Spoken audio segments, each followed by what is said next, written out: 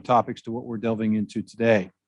We're encouraging our allies and partners to come together, to keep trade open, not to enact export bans, and to share best practices for sustainably increasing production to ensure that we're able to get food to those who most need it.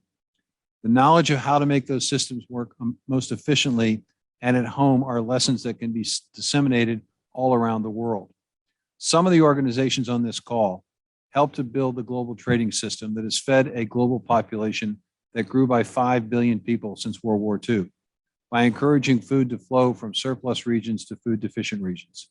It was built on the idea by removing trade barriers, we could effectively and efficiently integrate our economies, generate innovation, grow and prosper together. During these times of stress, many countries consider becoming insular and to place less emphasis on partners and neighbors and allies. This is exactly the response that Putin was hoping we would get and he would have. But he didn't anticipate the solidarity that the international community has shown, in large part because of the leadership of President Biden.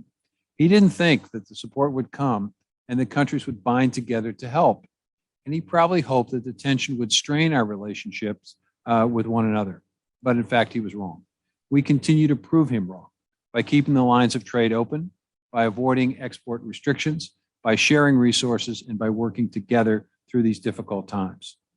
Now, as Secretary Blinken well knows, as he's been so heavily and personally involved, we're conducting extensive diplomatic engagement to encourage all countries to refrain from these trade restrictive measures, like export bans and excessive stockpiling, which can exacerbate supply chain challenges and price inflation. I've been encouraging countries to take this time to examine barriers to trade, including rules and standards that may be outdated. Now is not the time to fight on to uphold these barriers. We've got to work together to remove them so that we can ensure a seamless trading system, the kind of cooperation via global agricultural markets that are so important to global food security. As I listen to you today, I hope we hear from you some of the logistical challenges that we may face in trying to move that Ukrainian grain if ports are open or if an overland access route is established, in terms of the ability to access the trucks, the rail cars, and the loading equipment necessary to move that grain efficiently. I hope we're able to meet the testing and inspection equipment needs that were conveyed to me by the Ukrainian agricultural minister. I hope we learn how we can continue to contribute to the World Food Program so it can meet the challenges of ever-increasing global food insecurity.